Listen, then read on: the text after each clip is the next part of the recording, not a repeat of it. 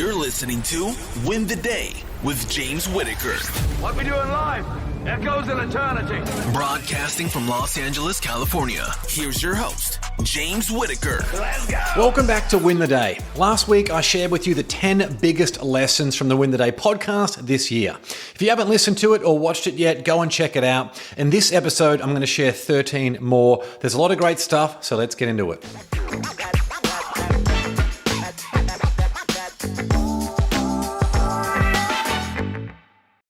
Number 1, understand the context of behavior. In episode 75, I asked neurologist Daniel Gallucci, who's worked with some of the most successful athletes and individuals on the planet, what the top performers do differently. Here's what he had to say. There are a few things that they do amazingly well. And one would be able to understand the context of behavior. People need to be able to understand, and these high-level performers are able to sort of understand the context of behavior at that moment in time. So saying, listen, it's totally normal for me to be feeling this way as I'm going to go up to bat with 60,000 people here, and I've just gone 0 for 8. But I can separate that, and I can then still put the mental process in place to be able to say, what are the actions that I need to perform right now that, again, I have that clarity towards, that's going to enable me to increase my chances of being successful. Play these little games back and forth, because what we need to understand is that even this idea, again, it comes to this, and again, I'm not trying to undermine it, but I think this sort of like Horatio Alger's method of we just all pull ourselves up by our bootstraps and rah, rah, rah, and I'm maximizing the sense of control. What I've seen is sort of backing down, not so much hubris, an appreciation for where I am in relation to my environment at this moment in time, understanding that what my mind may be thinking could be combined of so many different minds that have led me to this moment in time.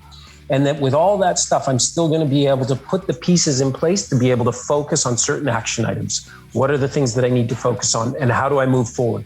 Rather than being, again, so reactionary to, the pressure, this, that, like, but some of these people we've also been able to put into the brain scan. And then what I would say, if it was like separating the behavioral side, and again, I'm more biological in nature and trying to say, what does the brain look like? It is such a wonderful level of efficiency that it's insane. So one example I would give is, okay, you could take one of the best NHL hockey players on the planet, and you could take another pretty good NHL hockey player that's still making $3 or $4 million a year. And when they are performing certain tasks, you ask them to visualize certain things in terms of how they do certain things on the ice, and you watch this light up in real time. The guy that is making $12 million a year has this amazing ability to almost shut off. It's the ability to inhibit. The brain is primarily this amazing compressive tool. It's got 85 billion neurons, and it does what it does, generating 20 watts of electricity. At the brain level, there's almost this beautiful level of efficiency, which then goes back to that sort of self-organizing, interconnected, dynamic sort of flow that's just so wonderful to see when you see it. So your ability to take a step back mentally to understand where you're at and what behavior you need to deliver will enable you to perform at your best and get the most from that situation. That's number 1, understand the context of behavior. Number 2, expose your kids to failure. I love the episode with Owen Roddy, episode 79, who is the coach to UFC superstar Conor McGregor. Owen's is just a great bloke, and boy, he shared some fun stories that they've been through. One thing I was really keen to ask him was about his approach to parenting and how he takes everything that he's experienced from his career as a successful MMA fighter and coach and apply that to build resilient and resourceful kids. And it all came down to a simple mentality, exposing his kids to failure. Here's how he described it. Exposing them to failure. Unfortunately, and it breaks my heart sometimes. My kids are in sports, they do martial arts with me. I have 3 girls. I don't particularly want them to do mixed martial arts competitively, but if they fell in love with martial arts, I would be behind them 100%, and I will be behind them 100% on whatever they do. But my goal as a parent is to expose them to failure, teach them to look at the failures, look at the mistakes they've made, look for the solution to those mistakes, and go straight back at that. Like I said previously here, go straight back at that problem and go again. It's on the other side of those failures where all the success and all the good stuff is. So that's what I tell my kids. So don't worry about it. Just look at the problem and find a solution and go again. They're getting there. They're still very young and they get upset, but you know what? It'll stand to them in the long run. Owen recognises the importance of playing the long game and how nurturing the right mindset in his children will benefit them considerably. So stop coddling your kids and instead expose them to failure. That's number 2. Number 3, surround yourself with people who bring out your best. We're so cool to have 26-year Navy SEAL veteran William Branham on the show for episode 93. He's become a good friend and I just love his mindset. You hear me talk all the time about the importance of relationships and making sure you're around the right people. I asked William how he was able to do that during BUDS training when everyone is out of their depth, quite literally, and this is what he had to say. In the beginning, I was building these bonds with guys. And then they would quit. And I was like, what happened? Why? I don't understand it. So at some point I became pretty callous, pretty cold. Like I still wanted to have bonds with guys, but if a guy wanted to quit, there's the door. Like I would help push them along. You're in my way right now. You're slowing me down. I want to actually win races. And in Hell Week, I saw a boat crew that was winning every race from Sunday night into like Monday. And I'm like, these guys are holding me back. I want to be with winners. Yeah. And so at Monday afternoon before dinner, we had lost so many people that they had to reshuffle the boat crews. And you get in a boat crew based on your height. So I was like, I'm going to do what I need to do right now to be with a bunch surrounded by winners. I want to be in boat crew 3. I'm right at 6 foot. And again, it was by height. So boat crew 1 is all the big guys. Boat crew 2, more big guys, but not quite as big as boat crew 1. Boat crew 3 is, our average guys. And I got into that boat crew. So what I did is you have 7 guys in a boat crew. So I was like 1, 2, 3, 4, 5, 6, 7. That's boat crew 1. 1, 2, 3, 4, 5, 6. 1, 2, 3, 4, 5. I'm the number 6, and then whoever's number 7. And that's how I stayed in that boat crew. Smart, yeah. And when I got in there and I looked around, I was like, everybody was just average, regular guy in that boat crew. There were no superstars. But no matter what we were doing, if we were just like going to chow or we were doing an actual race, by me surrounding myself with guys that were performing better than me, that brought me up to their, like I had to like raise my own bar to their level. Even though I would feel sorry for myself and kind of want to slow down or whatever. I'm like, if I slow down, then I'm letting them down and I'm slowing them down. And now they're dragging me. I'm not going to be that guy. So that was part of my desire to be there. And it helped change my own mindset because I wasn't really surrounded by people like that growing up. There were like the star athletes, the star, students, and there was me. I was like, I'm not as good as any of those people. But if I want to be with those people, I have to like push myself beyond what I think my limits are. You'll be ready to run through a wall after listening to that episode, so go and check it out. And remember to surround yourself with people who bring out your best. It's so important. That's number 3. Number 4, get smarter while you sleep. There's a quote from Thomas Edison. It's one of my favorites of all time and is generally the final thought that runs through my mind before I go to sleep. The quote is, never go to sleep without a request to your subconscious. Well, when Dr. Michael Bruce, known as the Sleep Doctor, came on the Win the Day podcast for episode 81, I asked him if it's possible for people to actually get smarter while they sleep, and if so, how? And here's how he responded. So we know that during REM sleep, you move information from your short-term memory to your long-term memory. Also during stage 3-4 sleep, there's something called the glymphatic system, which pulls all the waste out of your brain. So things like beta amyloid and tau. So what it does is it cleans the whole system out. And so your brain actually probably thinks a little better while you're sleeping. And also there's not as much input, right? So you don't have visual input because your eyes are closed. You don't have hearing input because it's quiet, hopefully, that kind of thing. And so what we know is the old saying of sleep on it. It's actually a really good idea. So what I oftentimes tell my CEOs, my entrepreneur people, is I say, look, you don't want to be perseverating on your business problems before bed. Okay. You don't want to be thinking like, oh shit, what am I going to do? What am I going to do? But if you have a problem, right, and you want to try to solve it, then instead of thinking about all the aspects of the problem, just say to yourself, I'd like a solution, and just allow the data to go to the places it needs to go to in your head. You will be pleasantly surprised when you wake up In many cases, if you journal when you wake up in the morning, a lot of my clients like to journal in the morning time to just kind of get stuff out of their head. The solutions will start to come. It's not going to happen immediately. Usually for a lot of my clients, it's 5 to 7 days, but it works. It's a great tool to just say, I'd like a solution to the problem. And that's it. And then I actually have people then do a gratitude list. Yeah. Right? So take my mind off of the problem. I really want to think through the idea of gratitude. There's real data here. So there's data to suggest that if you're optimistic before bed, you fall asleep more quickly and you have more positive dreams. Yeah. Like real data. Amazing, right? So tap into your brain a little more and get it to do some of the heavy lifting for you while you're asleep. You'll be astounded with the results. That's number 4. Number 5, use positive emotion to unlock your potential. In episode 83, FBI negotiator Chris Voss, who is also the author of mega bestseller Never Split the Difference, came on the podcast and shared some fascinating insights around communication, negotiation, and high performance.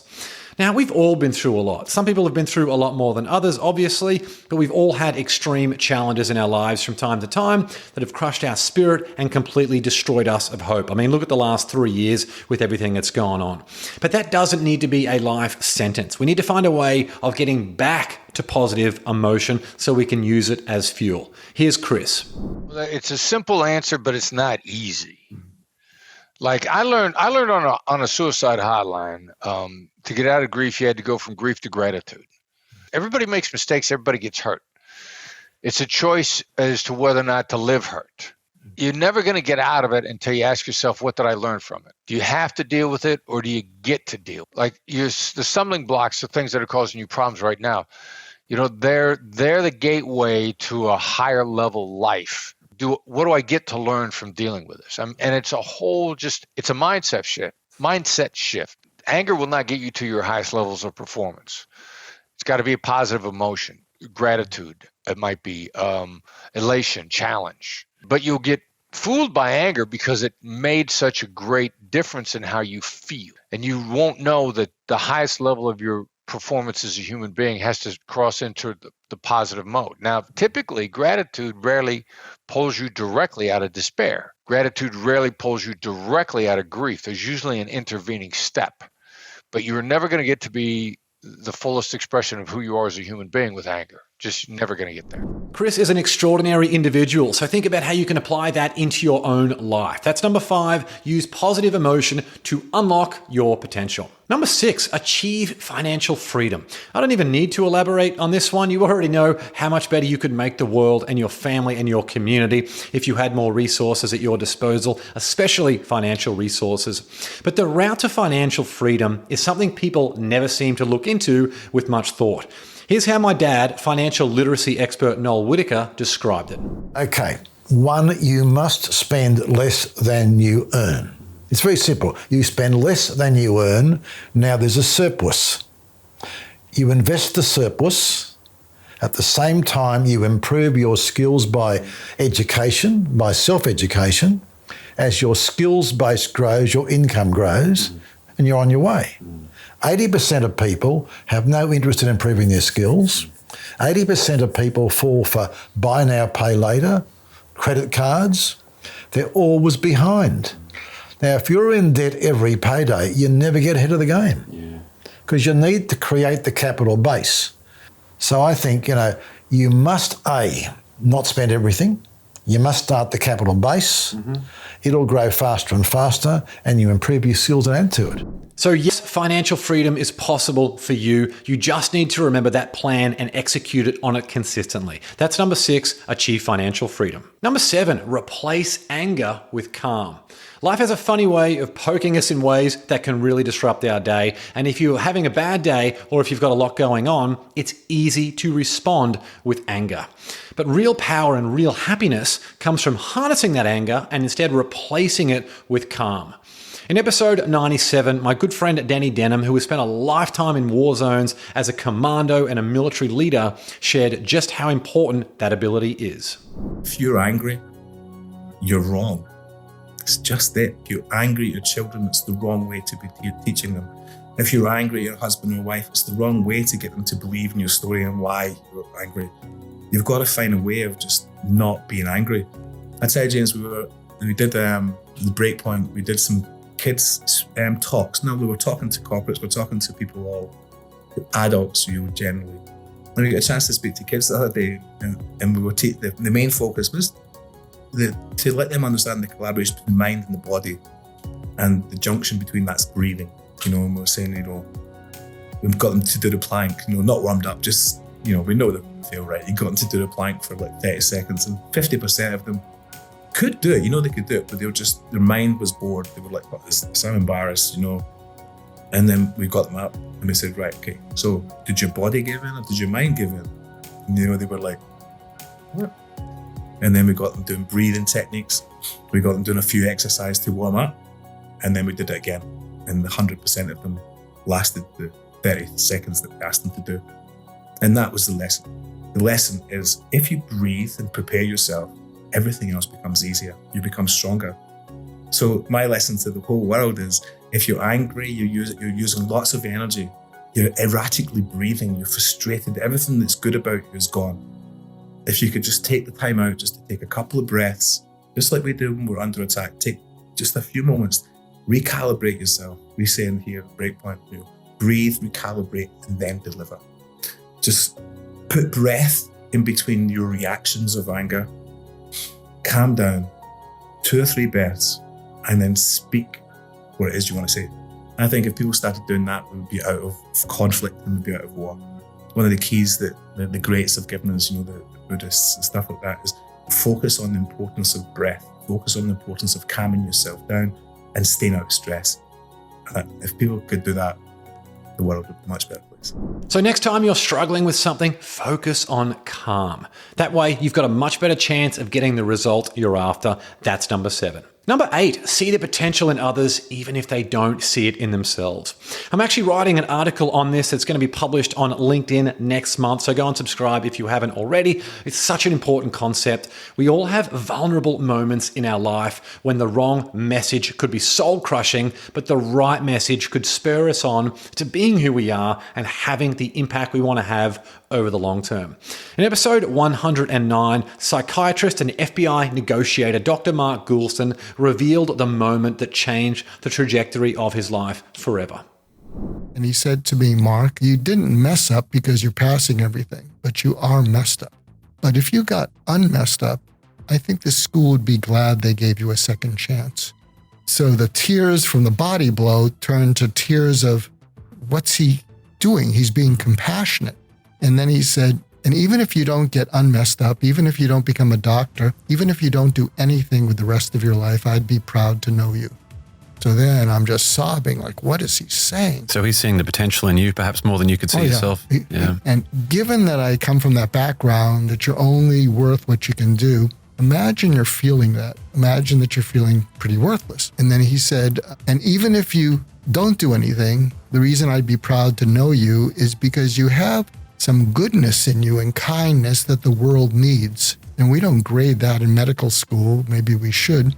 And you won't know how much the world needs that until you're 35. And I'm looking away. I can hardly look into your eyes as I recall this. Mm-hmm. And then he says, look at me. And he points his finger at me and he says, you deserve to be on this planet. And you're going to let me help you. I think if he had said, if I can help you, give me a call. I go back to my apartment and I might not be here. And so what happened is I picked up what I call the trifecta of hope.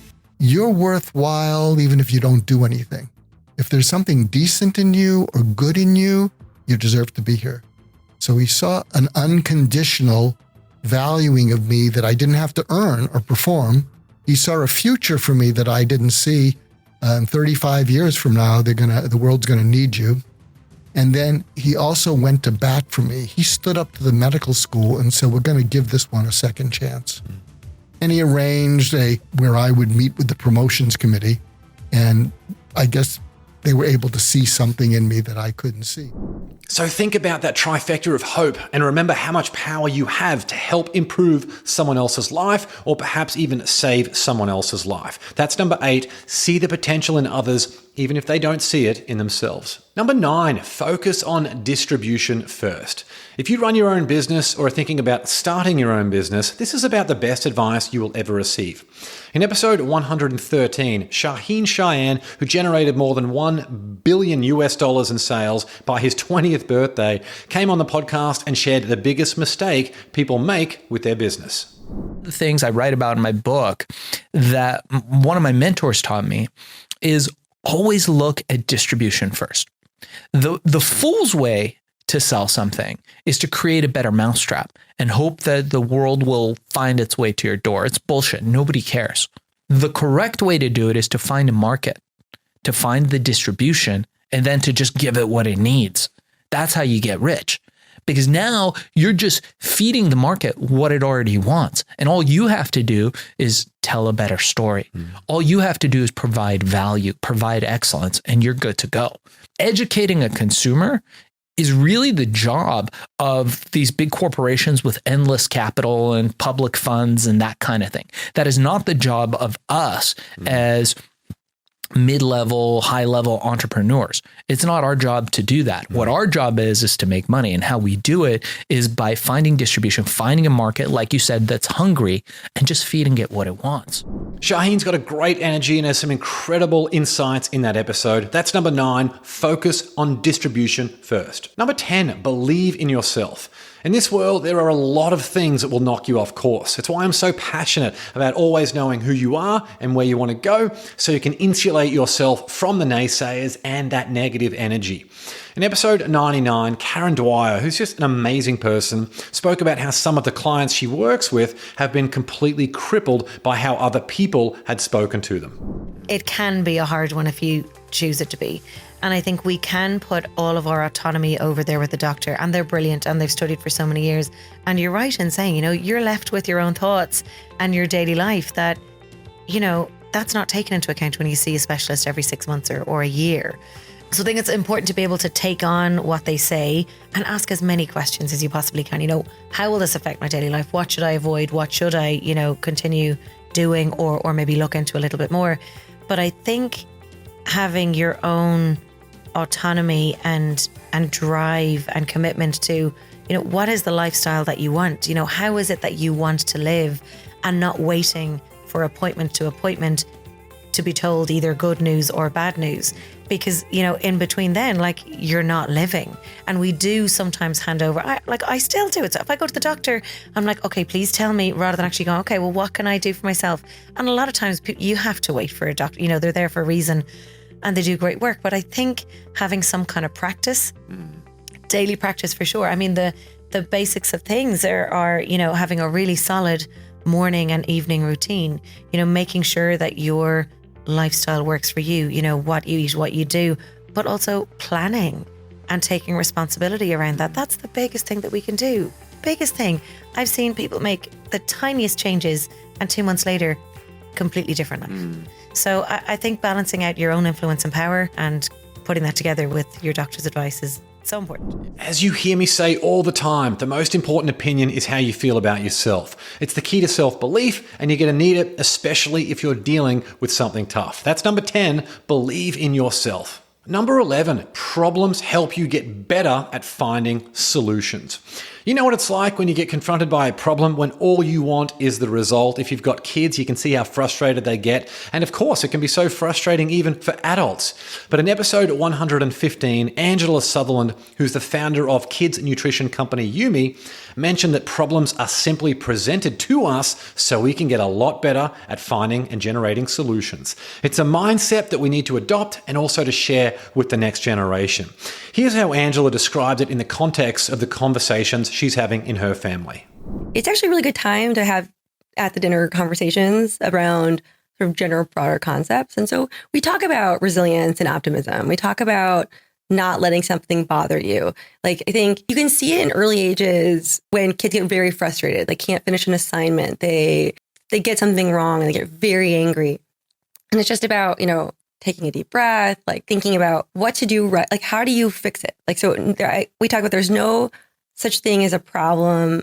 It's just a way to find a solution. It's how do we solve this? Nothing should stop you here, and I think, or it's little things like there's no losing, there's winning and learning. There's little things that we try to talk about so that way they see that life is a long journey. There's no moment in time. So today you might not have done as well as you thought, but you can learn from that and then you can still win. So the next time a problem gets in your way, be grateful for the opportunity to get better at finding solutions. That's number 11. Number 12, choose purpose over possibility. It's possible for you to do a whole bunch of different things, but the most important thing for you to pursue is your purpose. Even if something seems impossible, go for it if it's something that truly means so much to you.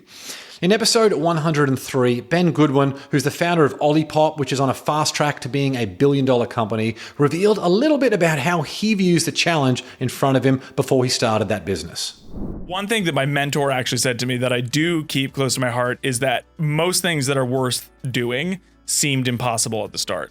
So I don't let the scale and the complexity of the challenge diffuse my observation that it's still, if it's worth doing, it's worth doing. I don't give a fuck if it seems impossible now. And if you're struggling with purpose, focus on getting a clear mind and reading anything that inspires you so you can lean into what really drives you. That's number 12, choose purpose over possibility. And the last one now, number 13, show up to give each day everything you have. God, that inspires me just saying that. And if you want something to write on your wall, apart from win the day, obviously, it's probably that.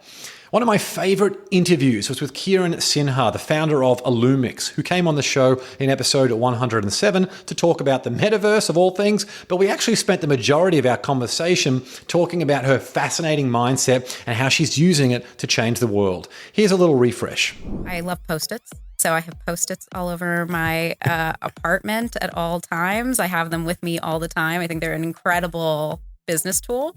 You have to distill thoughts in a very clean and concise way. The Post-it I currently have on my desktop screen and the quote that most inspires me right now is champions don't show up to get everything they want. They show up to give everything they have.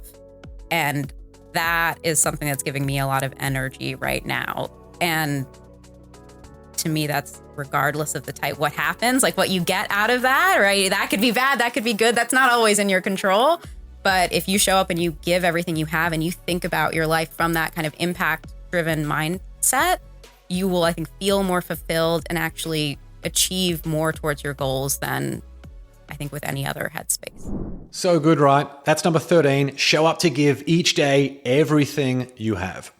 For a quick recap, understand the context of behavior, expose your kids to failure, surround yourself with people who bring out your best, get smarter while you sleep, use positive emotion to unlock your potential, achieve financial freedom as soon as you can, replace anger with calm, see the potential in others, even if they don't see it in themselves. If you've got a business, focus on distribution first, believe in yourself. Problems help you get better at finding solutions. Choose purpose over possibility. And finally, show up to give each day everything you have. They're the 13 things that we went through in this episode. And remember, there's 10 more from our last episode, so make sure you check that out if you haven't already. Also, leave a comment on the YouTube version of this episode to let me know your favorite takeaway. You'll find a link to that in the show notes, as well as links to all of the full episodes that have been mentioned here. This is actually the last episode of the Win the Day podcast for 2022. So I just wanted to say a very big thank you from a very full heart for all your support throughout the year. I hope you have an amazing holiday season with your family and friends. If there's ever anything I can do to help, as always, jump into the Win the Day group on Facebook and post any question you like, and I'll get back to you as quick as I can. We've got some really big announcements coming in January and February. We've been working very hard behind the scenes, so stay tuned for that. Have an amazing Christmas and a happy new year. Remember to win what's left of the year. Until next time, onwards and upwards, always. Thanks for joining me on another episode of the Win the Day podcast. We want to hear your thoughts on what we covered today, so drop a comment on the YouTube version of this episode with your favorite takeaway, any questions you have, or what actions you'll be taking as a result of what was shared in this episode. And if you found value in the Win the Day podcast, leave a 5-star rating on Spotify and Apple Podcasts. You'll find a link to both of those in the show notes. It'll only take you a few seconds, and more ratings really helps other people discover the show so they can get the mindset upgrade they need, and we can bring more winners into the Win the Day movement. That's all for this episode. Get out there and win the day. Until next time, onwards and upwards, always.